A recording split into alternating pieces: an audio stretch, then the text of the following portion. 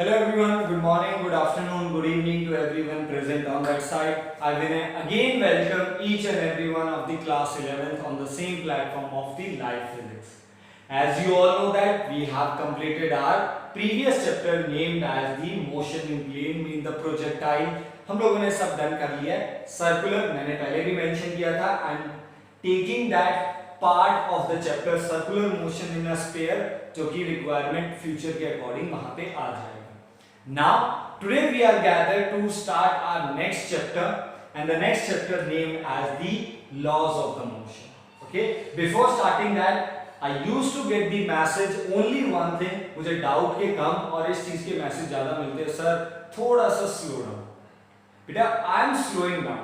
I am giving you the proper time. अगर आप अपने पुराने lectures या videos को check out करें, you will check out and you will found that you are getting your videos of the class 12 in the one day gap और आपको उसके बाद completely so last video जो आपके पास last lecture upload हुआ था that was 2 or 3 days priorly so I think आप लोगों ने वो complete कर लिया होगा okay तो हमें थोड़ा सा यार अपने time को तो scheduled रखना पड़ेगा and I hope you are getting that. We are also helping out because हमें syllabus मैंने आपसे पहले कहा था 11th class contains a larger syllabus and in this pandemic हम लोग जो syllabus को continue कर रहे हैं जो हम लोग कर पा रहे हैं वो हमारे लिए बहुत एक hard time है.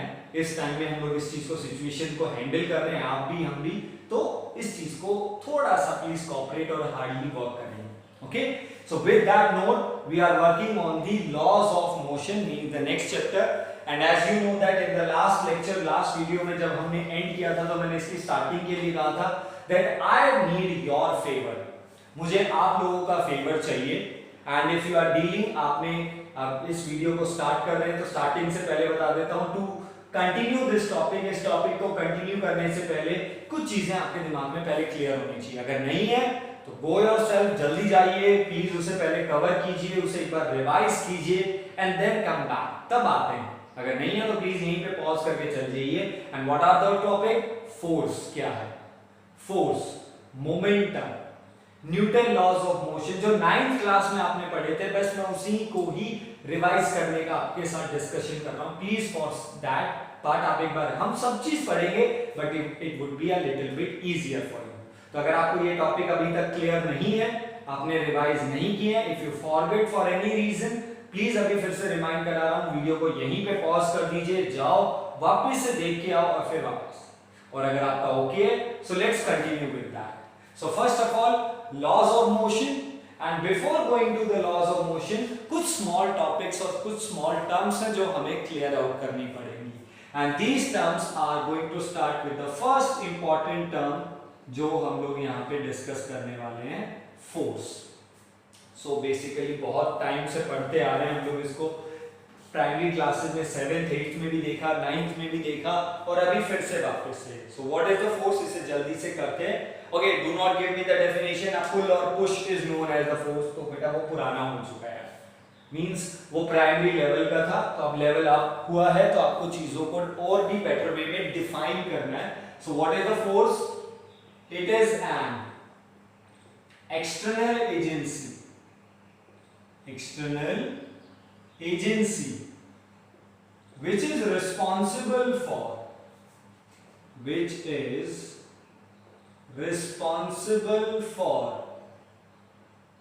changing the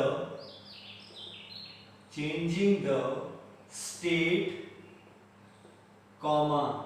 direction and shape of the body. और better way word है changing the state, direction or shape of body. So what is the force? Force is an external agency. वैसे तो force internal agency भी है तो body के अंदर भी फोर्स होता है. We call that force as a intermolecular force, inter atomic force. अगर एटम्स में लग रहे हैं एटम्स मिलके मॉलिक्यूल बनाते हैं आप जानते हैं केमिस्ट्री में we call that as a inter atomic. और अगर मॉलिक्यूल्स मिलके एक एलिमेंट बनाते हैं we call that as a intermolecular. तो वो इंटरनल एजेंसी है तो वो अलग चीज है. तो हम लोग बॉडी के इंटरनल पार्ट्स को नहीं पढ़ रहे हैं. हम मैकेनिक्स के अंदर हैं हम काइनेमेटिक्स में हैं तो हम लोग बॉडी के ऊपर लगाने वाले हैं। सो बेसिकली हम उस फोर्स का बात कर रहे हैं जो एक्सटर्नल एजेंसी है, जो बाहर से लगाया गया है, विच इज रिस्पॉन्सिबल फॉर, जो रिस्पॉन्सिबल है either change in the state, यानी उस फोर्स को लगाने से या तो आप बॉडी की स्टेट चेंज कर रहे हो। इन मैकेनिक्स स्टेट वर्ड मींस मैं किस चीज पे बात कर रहा हूं, आइदर रेस्ट और मोशन। सॉलिड लिक्विड गैस नहीं, प्लीज वो मजाक अलग रखो यार, हम यहाँ पे इंटरमॉलिक्यूलर या फिर वो बात नहीं कर रहे हैं, हम यहाँ पे बात कर रहे हैं उसकी स्टेट मींस रेस्ट या मोशन को चेंज करना। Second, either it is responsible for changing the direction, तो यानी फोर्स अप्लाई करके बॉडी की स्टेट चेंज हो सकती है या डायरेक्शन चेंज हो सकता है। और तीसरा चीज, हम उसका शेप चेंज कर सकते हैं। Okay, by changing the shape हम बॉडी की शेप चेंज करेंगे। We will study this topic, means you apply the external force and that external force is responsible for shape changing। हम लोग इसे फ्यूचर में जाके पढ़ेंगे in the part 2, जब हम लोग एक चैप्टर पढ़ने वाले हैं। the name of the chapter is bulk properties of the matter, जिसमें हम सॉलिड को पढ़ेंगे, तो वो वहां पे पढ़ा जाएगा। तो अभी कुछ चीजें एलिमिनेट करना चाहता हूं स्टार्टिंग में, और वो एलिमिनेशन है shape. Means in this chapter हम लोग बॉडी का शेप चेंज करने के बारे में ना बात करेंगे और ना सोचेंगे, ये मैं आपको पहले ही क्लियर कर देता हूं। हाँ करेंगे बट चैप्टर वाइज, वो कहते हैं ना हर टाइम पे हर जगह पे सब चीज आएगा, बट अभी नहीं। तो अभी हम लिमिटेड है कि हमें क्या करना है। जैसे 1D में लिमिटेड थे ना, मोशन पढ़ना है और वो भी वन डायरेक्शन में, चाहे वो एक्स हो चाहे वाई। तो जैसे जैसे वैरायटी बढ़ेगा फ्यूचर में आपको चांसेस मिलेगा, बट अभी शेप चेंज नहीं करना है। तो इस चैप्टर में अगर आपको मिलता है a force 100 Newton is applied on the body, तो आप ये मतलब सर कहीं उसकी शेप तो नहीं बदल जाएगी, तो ऐसा मत सोचना। Number 2, we are not responsible for changing the direction also. Direction मतलब उसे घुमाना, जैसे आप let's suppose you are riding a bike, आप बाइक राइड कर रहे हो या फिर व्हीकल, तो आपने फोर्स लगा के उसकी डायरेक्शन चेंज कर दी, उसे रोटेट कर दिया, तो ये भी हम लोग फ्यूचर में पढ़ेंगे। The chapter named is system of particle and rotational motion. वहां पे हम फोर्स लगा के बॉडी को रोटेट यानी उसकी डायरेक्शन चेंज करेंगे। तो इसका मतलब इस चैप्टर में क्या किया जाएगा, what we are going to do, we are going to only study that force is responsible for changing the state. ये आपको याद है, स्टेट अगर रेस्ट पे है तो आप फोर्स लगा के उसे मोशन में ला सकते हो, और अगर मोशन में चल रहा है तो अपोजिट डायरेक्शन में फोर्स लगा के आप उसे रेस्ट में ला सकते हो। तो इस बार केवल स्टेट चेंज करने के बारे में सोचना। I hope you are getting that point. So this is the force. Okay, now the some another definitions जिसकी जरूरत मुझे है आपसे, एंड दैट डेफिनेशन जो आप लोगों ने 9th क्लास में सुना था, inertia. So what is the inertia? It is the inbuilt property of body to resist the change in state of body. Okay, so what is inertia? आप लोग already पढ़ चुके हैं। ये एग्जांपल अगर मैं आपसे दूं, that you are just standing in the bus, आप बस में स्टैंड कर रहे हो and the bus started riding, or the driver started the bus suddenly। तो आप बस में खड़े हो, बस सडनली स्टार्ट होना शुरू हो गया। so what you are going to do, आप वहां पे खड़े रहेंगे, आगे की तरफ फॉल करेंगे, पीछे की तरफ। So whenever this happens, you fall suddenly on the back side. This is because of inertia।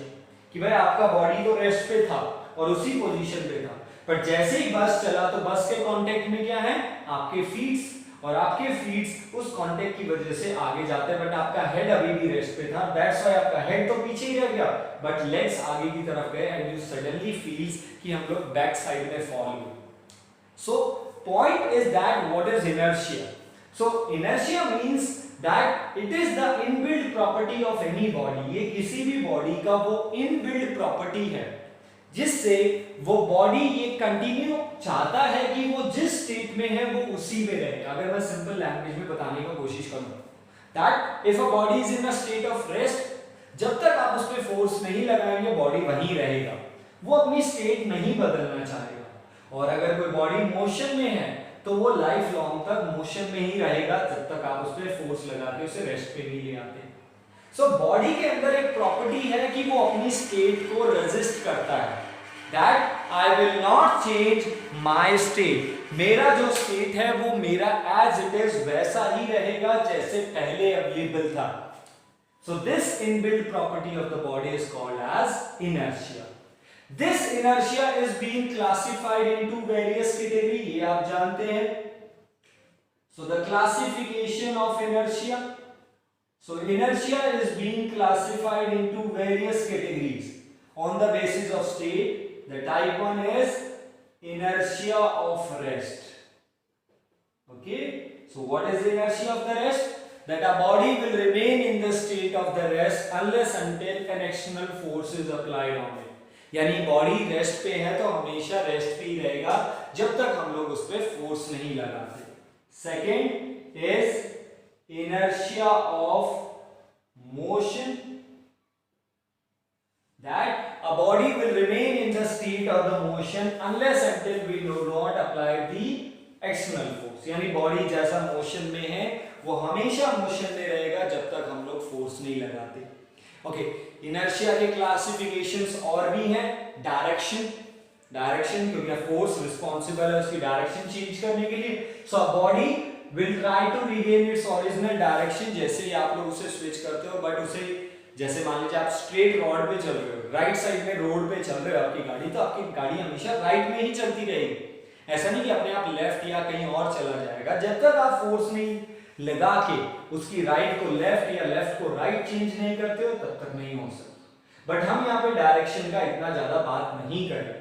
हमारा मेन फोकस है फोर्स की वजह से क्या चेंज करना, स्टेट। ओके, अब यहाँ पे कुछ छोटे छोटे काम है जो मैं आपके लिए लेफ्ट कर रहा हूं, and these work are inertia of rest and motion. तो इनकी डेफिनेशन प्लीज आप लोग खुद लिखेंगे, मैंने डिफाइन कर दिया है बट आप लोग खुद डिफाइन करेंगे अपने नोट्स में अलॉन्ग विद सम एग्जांपल। यानी तो कुछ छोटा सा ही काम है, कुछ एग्जांपल के साथ, कुछ example for inertia of rest जो आपकी डेली लाइफ में है, some examples for inertia of motion जो आप लोग अपने डेली एग्जांपल में या डेली लाइफ में देखते हैं। Okay, so this is the small introduction जिनकी हमें जरूरत पड़ेगी, force term, inertia and all that. Okay, now the one more term जिसका हमें जरूरत पड़ेगा अभी स्टार्टिंग में, and that term that I am taking और that I am lifting from your 9th class is momentum. Okay, I think you all have heard for that formula. Momentum is, its symbol is small p. So first of all, let us try to have an example to explain the momentum. एक momentum को समझने के लिए एक example भी समझते हैं। For an example, एक imagine कीजिए, we have a stone. हमारे पास एक पत्थर है। Okay, तो हम लोगों ने एक पत्थर लिया। This is your glass sheet. ये आपका ग्लास का शीट है। ओके, और आपने सर्टेन हाइट पे एक स्मॉल स्टोन लिया, स्मॉल स्टोन, और आप लोगों ने उसे फ्री फॉल किया। Okay, so you are allowing that small stone to free fall on the glass sheet, और जैसे वो उस पे स्ट्राइक करता है तो ग्लास में कुछ खास डैमेज नहीं हुआ, so damage was negligible. Okay, next time at the same height हम लोगों ने एक लार्ज स्टोन लिया, बड़ा पत्थर लिया सेम हाइट से, और हमने उसे भी फ्री फॉल करवाया, तो definitely the damage on the glass sheet due to the larger stone would be more as comparison to the small. क्यों? क्योंकि इसका मास ज्यादा है, वेलोसिटी दोनों सेम अटेन करेंगी, ये तो आप जानते हैं, बिकॉज जैसे जैसे हम नीचे आएंगे we will fall with the acceleration is equal to acceleration due to gravity. और 9th क्लास में आप लोगों ने ये पढ़ाई होगा, अभी भी याद होगा आपको, that acceleration due to gravity is constant for all bodies. हर बॉडी के लिए acceleration due to gravity constant है। इट मींस अगर आपका बॉडी 1 ग्राम है, आप किसी पेन को गिराते हो तो भी उसका रेट ऑफ एक्सेलरेशन या rate of change of velocity भी वही रहेगा। जब आप किसी बुक को गिराते हो, किसी स्टोन को गिराते हो, और सॉरी टू से फॉर जस्ट किडिंग पर्पस, या खुद कूद जाओ बिल्डिंग से, कुछ भी करो, आप किसी बॉडी को गिराओ, खुद कूद जाओ, यानी बॉडी का मास चाहे कुछ भी हो, the body will fall with the same acceleration 9.8 metre per second square. और अगर आपने हाइट सेम दिया है दोनों का, तो before touching the glass sheet दोनों की फाइनल वेलोसिटी भी सेम होगी, but the masses of the both the bodies are different जो मैंने लिए। अब दोनों बॉडीज के मास डिफरेंट थे, इसलिए ग्लास के ऊपर जो इंपैक्ट हुआ, इंपैक्ट और आप लोग इसे इफेक्ट बुला सकते हो, वो भी मोशन की वजह से। किसकी वजह से? मोशन, रेस्ट नहीं। ऐसा नहीं कि ग्लास शीट पे आपने एक स्मॉल स्टोन को रख दिया, फिर एक बड़े स्टोन को रख दिया, ग्लास शीट टूट गया। ओके, वो अलग है कि हम लोग उसे साइड में रखें, वो डिफरेंट फिनोमिनाज है जो वेट की वजह से हो सकते हैं, but the point is that आपने मोशन दिया और मोशन का जो इंपैक्ट था, जो असर था, वो अलग था। क्यों? क्योंकि कहीं ना कहीं दोनों के मासेस डिफरेंट थे। यहां से इस एग्जांपल से एक चीज समझ में आया that the effect of motion कहीं ना कहीं मास पे डिपेंड करता है। ऑन द अदर साइड एक और एग्जांपल ले लेता हूं मैं आप लोगों के सामने, लाइक द बुलेट।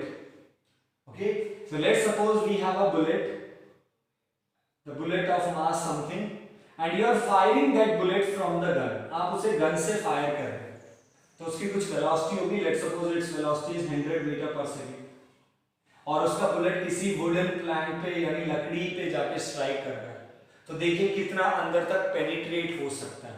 तो अंदर तक तो जाएगा, let's suppose it is being penetrated by something, कुछ पेनिट्रेट हो गया, लेट्स सपोज 50 सेंटीमीटर तक अंदर गया।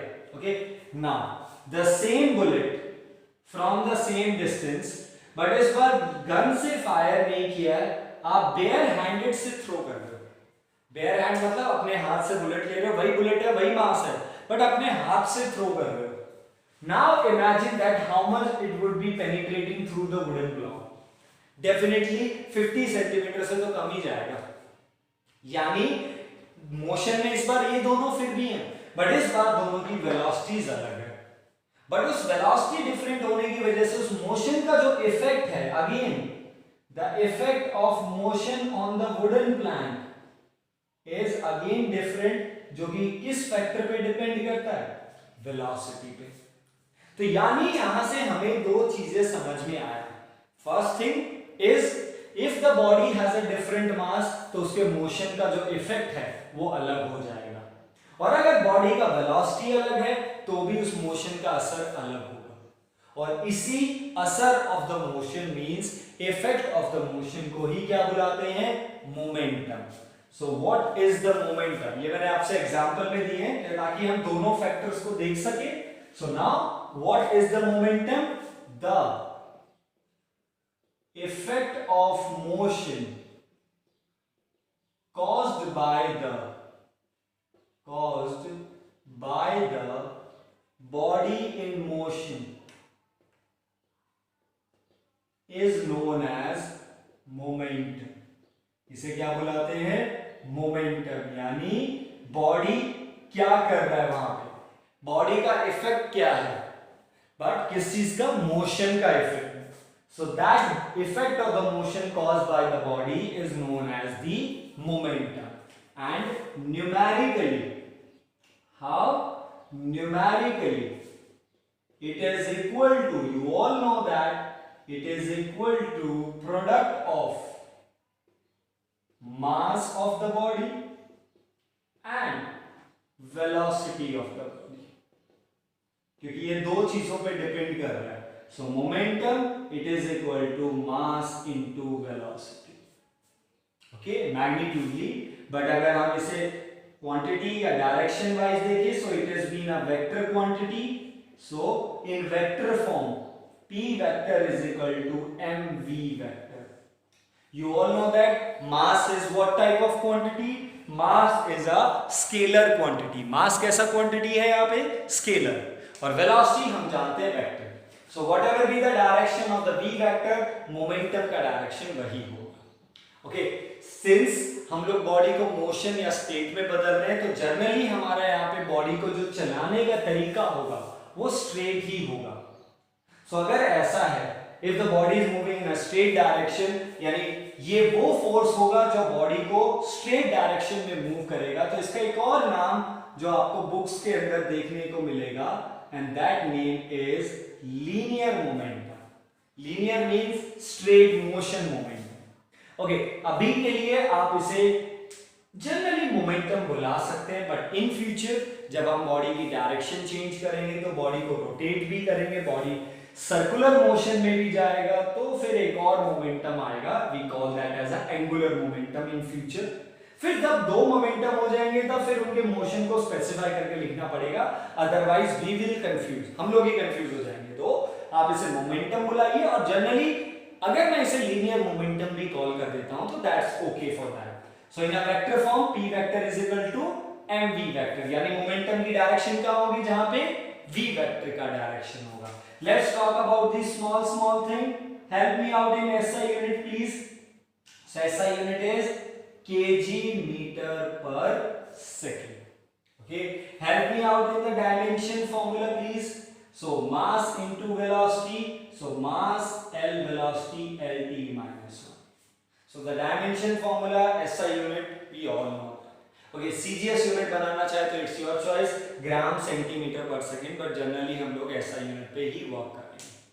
Okay, so this is the term जो हमें जरूरत थी, what, that momentum। हमें मोमेंटम को अंडरस्टूड करना था, हमें मोमेंटम को चेक आउट करना था। Okay, so the formula is P is equal to m into v, यानी P is equal to momentum is equal to product of mass and the velocity. और अगर ये मोमेंटम कुछ इस तरीके से है तो अब हम यहाँ से अपने वर्क यानी अपने इफेक्टिवली काम पे अपने आप को लेके जा सकते हैं। And let's start work on that and let's come to the laws of motion. So you all know that Sir Isaac Newton was the person who discovered the laws of the motions, जिन्होंने इन laws of motion को discover किया। And the role of the Sir Isaac Newton in the physics is very wider। उनका role हर जगह है। अगर मैं आपसे बताऊं, मैकेनिक्स, यहाँ पे मोशन के बारे में बताया, ग्रेविटेशन, ये आप जानते हैं Newton's law of gravitation. In future जाके जब आप 11th क्लास में थर्मल प्रॉपर्टीज पढ़ेंगे तो वहां पे भी आपको न्यूटन के लॉ ऑफ कूलिंग मिलेंगे। ओके, लास्ट 11th में एक और चैप्टर आएगा named as oscillation, sound and oscillation. So Newton was the first person who gives us the formula for the velocity of sound. तो अगर मैं आपसे बात करूं, 11th क्लास में 4 अलग अलग ब्रांचेस पे न्यूटन का रोल था, 4 अलग अलग सेपरेट ब्रांच। मैकेनिक्स अलग है, ग्रेविटेशन अलग है, सॉलिड अलग है, थर्मोडायनेमिक्स अलग है, और वहां से साउंड अलग है। तो उन्होंने अलग अलग ब्रांचेस में अपने रोल को बहुत रखा और बहुत इंपॉर्टेंट प्ले भी किया। Okay, so now let's start with the Newton's laws of motions.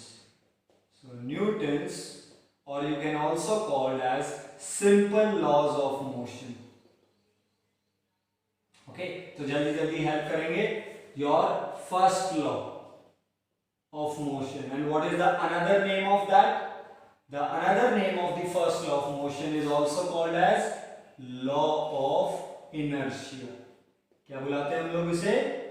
law of inertia भी बुलाते हैं हम लोग इसे। Okay, so what is the law of inertia state? It states that a body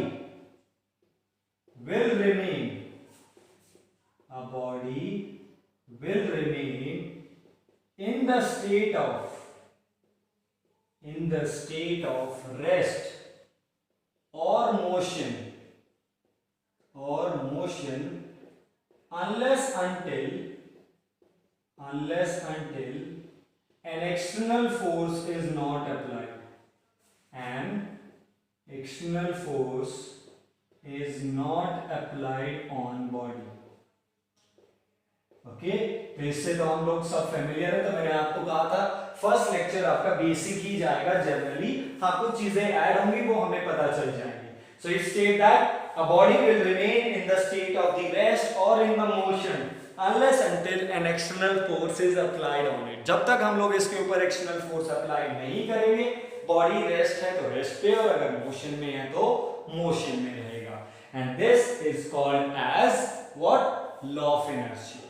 इसका मतलब अगर हम इसे मैथमेटिकली देखना चाहें, तो मैथमेटिकली का मतलब इफ F इज 0, अगर आप कोई फोर्स ही नहीं लगा रहे हो तो बॉडी का जो वेलोसिटी है वो क्या रहेगा? कांस्टेंट रहेगा। मींस अगर फोर्स ही नहीं लगा रहे हैं तो वेलोसिटी एज इट इज, अगर वेलोसिटी जीरो है, if velocity zero, what does it indicates कि वो रेस्ट पे है, तो वो रेस्ट पे ही रहेगी। और अगर वेलोसिटी 10 मीटर पर सेकंड है तो वो 10 मीटर पर सेकंड ही रहेगा, यानी जैसा है वैसे का वैसा रहेगा अगर फोर्स जीरो है तो। And this law is called as law of inertia और the first law of motion. I think you got it. तो जस्ट इंट्रोडक्शन, वही चीजें रिवाइज कर रहे जो हमारे पास पुरानी है। Okay, so please note it down that. Now we are going to jump on the most important law among all the three laws, and that is your second law of motion. And the another name, अगर आप मुझे बताएं, it is also called as law of momentum. इसे आप लोग क्या बुलाते हो? law of momentum भी कॉल करते हो। So second law or law of momentum, what does it says? It says or it states that, okay, one thing before writing the statement, whenever I ask generally what is the second law of motion, तो आप लोग अभी आते हुए यही statement maximum बच्चे यही देते हैं 60 to 70%, the product of mass into acceleration is equal to force, means the force is always equal to the product of mass into acceleration. So please beta let me clear, this is not the second law of motion, ये second law of motion नहीं है कि मास और acceleration का product force होगा, वो formula है। So what does the force law actually state? It states that the external force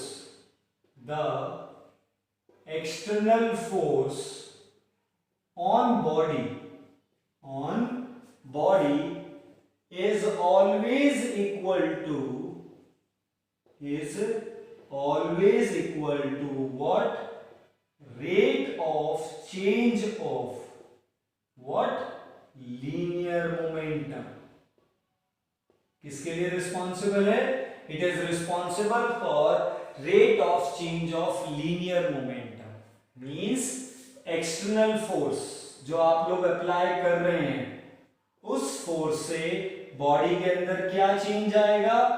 momentum में चेंज आएगा। Rate of change of, so rate word you all know that with respect to time, change को represent करने के लिए हम d use करते हैं ना, differentiation अगर सीधी सी बात करें तो force is directly proportional to dp by dt.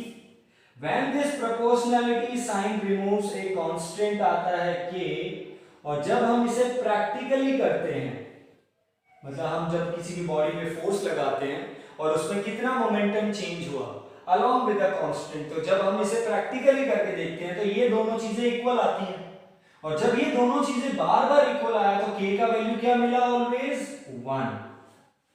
So practically the constant value is here is 1, तो हमें फोर्स का फॉर्मूला क्या मिला? dp by dt. और in vector form you can write in this manner, in vector form. तो vector में आप कैसे लिख सकते हैं? Force vector is equal to the rate of change of linear momentum, मतलब dp vector by dt vector. I think आप समझ पाए। तो चलिए इसको थोड़ा सा और मॉडिफाई करते हैं और हमारे लिए और फॉर्मूले इसका गैदरिंग करते हैं। तो चलिए मैग्नीट्यूडली पहले बात कर लेते हैं। सो मैग्नीट्यूडली F is equal to dp by dt, but since हम लोगों ने पढ़ा linear momentum is equal to mv, the linear momentum it is always equal to product of what? It is equal to the product of mass and velocity. So please place that value. So d by dt of m into v. Done. And if it is so, अगर ये ऐसा है तो चलिए काम करते हैं। F, what is this happening? d by dt. d means differentiation of momentum with respect to time, सीधा सा बात है। और ये तभी पॉसिबल है जब मोमेंटम टाइम का फंक्शन होगा, तो वो पुरानी चीजें फिर से जरूरत में हेल्प में आ गई यहाँ पे। सो what is m stands for? m stands for the mass of the body, उस बॉडी का मास। और ये तो हम जानते हैं कि किसी भी बॉडी का मास हमेशा कांस्टेंट रहेगा जब तक हम उसमें कोई मास ऐड या सब्ट्रैक्ट ना कर दे। You all know that law of conservation of mass. तो अगर ऐसा है तो वो कांस्टेंट कहां जाएगा? बाहर। और क्या बचा? dv by dt, and we all know that what is dv by dt? dv by dt is acceleration. तो फोर्स का फॉर्मूला मास इनटू एक्सेलरेशन, और अगर वेक्टर में लिखें तो in vector form force vector is equal to mass into acceleration vector. So this is the formula F is equal to ma जो derive हुआ है। तो हमें इसकी एक्चुअलिटी को समझना पड़ेगा। We have to understand its actuality that from where this formula is been deriving. ये फॉर्मूला कहां से डिराइव हुआ है। नेवर से डायरेक्टली, इसे बार बार डायरेक्टली मत बोलिए that force is equal to mass into acceleration सीधा। So the law states external force is always equal to rate of change of linear momentum, and when we solve it we got this. Okay, तो चलिए coordinate form में भी देख लेते हैं। सो इन coordinate form तो कुछ चीजें हैं, जल्दी से अपना काम कर लेते हैं। So since let f vector is equal to fx i cap fy j cap plus fz k cap. तो मान लेते हैं हमारा f वेक्टर क्या है, fxi, fyj and fzk, and let's suppose हमारा मोमेंटम क्या है, pxi plus pyj plus pzk। Okay, हमारा वेलोसिटी वेक्टर क्या है, vxi cap plus vyj cap and vzk cap. And what would be our acceleration vector? It would be axi cap plus ayj cap plus azk. Because in all these formulas, these are the four quantities जो vector form में हैं. Force vector, momentum vector, velocity vector and acceleration. Okay, we will do that, but before that, write down the statement and the mathematical version. Now we are going to continue in the coordinate form. क्योंकि vector है तो vector chapter चलता रहेगा, जहां जहां vector आएगा वहां वहां वेक्टर चैप्टर चलेगा बेटा आपका। Either resultant of the vector, either product of the vector, वो आपके पास चलते रहेंगे। तो since f vector is equal to d by dt of p vector, so p को क्या लिख सकते हो, d by dt of pxi pyj plus pzk cap should be equal to f vector, and what is f vector? It is fxi cap plus fyj cap plus fzk cap.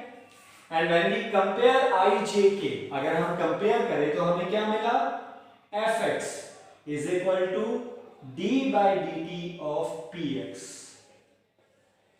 यानी the force acting on x axis। तो x axis पे force कितना लग रहा है, that rate of change of momentum of x axis।